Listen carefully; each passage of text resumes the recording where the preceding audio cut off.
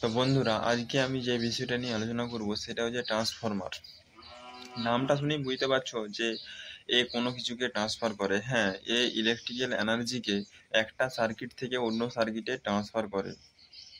ঠিক আছে, ট্রান্সফরমার ডেফিনেশনটা হচ্ছে, ইংরেজিতে বলছি তারপরে বাংলায় বুঝে দিচ্ছি। Transformer is a static electric device which transfer electrical energy from one circuit to another circuit without changing frequency and power. বলছে ট্রান্সফরমার হলো একটি স্থির বস্তু যেটা ইলেকট্রিক্যাল এনার্জিকে একটা সার্কিট থেকে অন্য সার্কিটে ট্রান্সফার করে ফ্রিকোয়েন্সি এবং পাওয়ারকে পরিবর্তন না করেই। ফ্রিকোয়েন্সি এবং পাওয়ারকে পরিবর্তন না করেই।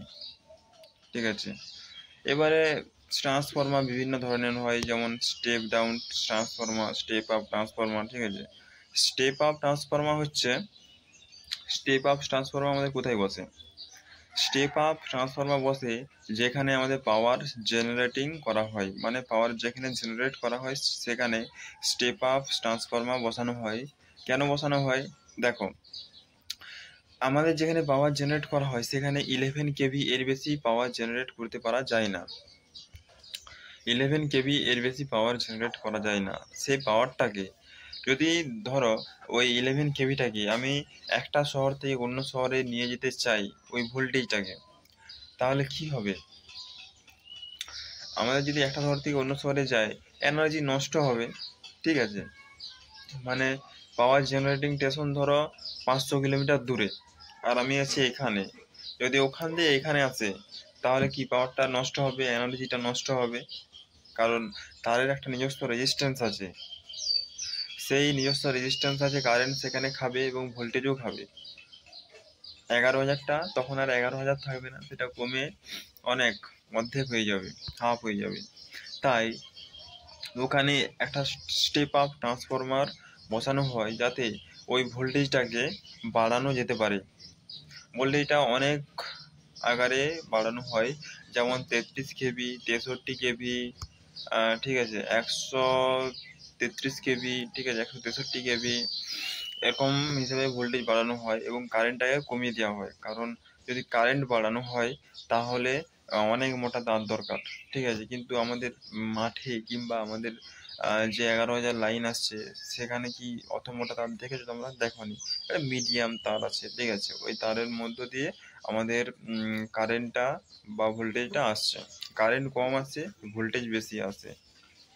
ঠিক আছে, তো এসে ওই স্টেপ আপ ট্রান্সফরমারটার দ্বারাই আমাদের ওই পাওয়ার জেনারেটিং স্টেশন থেকে ও পাওয়ারটাকে চারিদিকে ছড়াই। ঠিক আছে, একটা শহর থেকে অন্য শহরে নিয়ে যাই, দিয়ে আমাদের সাবস্টেশনে আসে। সাবস্টেশনে আসার পর সেখানে পাওয়ারটাকে, ওখানে স্টেপ ডাউন ট্রান্সফরমার আছে। ধরো 33 কেভি এলো, 33 কেভি কি বাড়িতে, মানুষের বাড়িতে দেওয়া যাবে? যাবে না। ঠিক আছে, আরও কম করতে হবে। সাবস্টেশনে কি হয়, সাবস্টেশনে তোমার পাওয়ারটাকে স্টেপ ডাউন করা হয়, মানে 11 কেভি ভাই 33 কেভি করা হয়, মানে 33 কেভিটাকে 11 কেভি করা হয়। ঠিক আছে, 11 কেভি করার পর ওখান থেকে আমাদের আমাদের যে পাড়াতে যে ট্রান্সফরমার বসানো আছে, ঠিক আছে, ওখানে আসে 11 কেভিটা। ঠিক আছে, ওখানে এসে ওখানে আরো স্টেপ ডাউন ট্রান্সফরমার আছে। ওই স্টেপ ডাউন ট্রান্সফরমার দ্বারা আমাদের ভোল্টেজটাকে অনেক গুণ আকারে কমানো হয়, মানে 11 কেভি 440 ভোল্ট বাই 11 কেভি, মানে ভোল্টেজটা অনেক কমানো হয়। কমিয়ে আমাদের যে বাড়িতে 220 ভোল্ট, ঠিক আছে, সিঙ্গেল ফেজ লাইন এবং 440 থ্রি ফেজ লাইন। ঠিক আছে, থ্রি ফেজ লাইন আমাদের প্রয়োজন হয় মোটরে। ঠিক আছে, এবং বড় বড় মেশিনে আমাদের থ্রি ফেজ কানেকশন লাগে, কারণ ভোল্টেজটা সেখানে বেশি দরকার। ঠিক আছে, ভোল্টেজটা বেশি দরকার জন্য সেখানে থ্রি ফেজ দরকার। আর আমাদের বাড়িতে, বাসা বাড়িতে তোমার 220 220 ভোল্ট হলেই চলে সিঙ্গেল ফেজ। ঠিক আছে, সিঙ্গেল ফেজেই তুমি এসি চালাতে পারবে, ফ্যান চালাতে পারবে, টিভি চালাতে পারবে, সব ধরনের জিনিস তুমি এখান থেকে চালাতে পারবে এসি সিঙ্গেল ফেজ থেকে। মোটর চলবে, ঠিক আছে, সিঙ্গেল ফেজ মোটর, ঠিক আছে। তারপরে 1 HP মোটর চলবে, 2 HP মোটর চলবে, এই মোটরগুলো তোমরা চালাতে পারবে।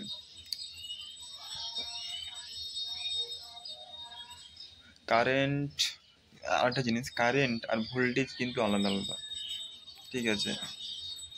আমাদের যে ইএমএফ, ঠিক আছে,